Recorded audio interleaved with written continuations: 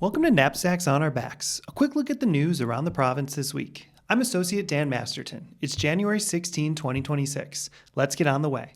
Last week, before Viatorian meetings in Rome, Father Mark Francis got to catch up for a few minutes with an old friend, Pope Leo XIV. Father Mark attended the papal audience on January 7th, where he heard the launch of Leo's catechetical series on Vatican II, saw countless blessings of newlyweds and others, and also got to greet the Pope. Father Mark and Leo were classmates at Catholic Theological Union and reconnected during 2 concurrent terms as superiors general based in Rome. They talked for a few minutes, about which Father Mark said, "Our meeting was very cordial, and he kidded me about being provincial. I explained to him it was just a matter of recycling, something he knew about." Father Mark's gift was a special watercolor of the CTU entrance by artist-reporter Franklin McMahon. Father Mark is with Viatorian leadership this week for the first large-scale meetings in our new Rome Viatorian residence. Read more on Viatorians.com with more to come next week. Our latest podcast episode continues deepening our international Viatorian solidarity, this time with a brother from our own province, Brother John Alexander Avellaneda of our Foundation of Colombia. The episode starts with him describing how his vocation led him to Viatorian religious life. Here's a clip.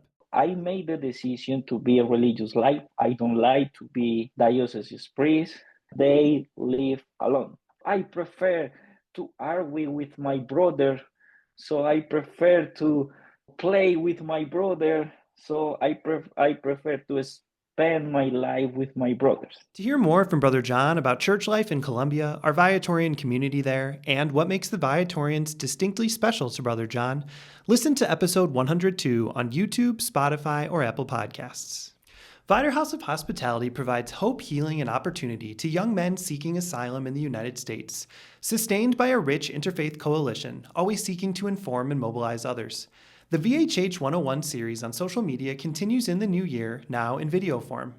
In short messages, Executive Director Father Corey Brost walks viewers through key components of immigration policy and accompaniment ministry.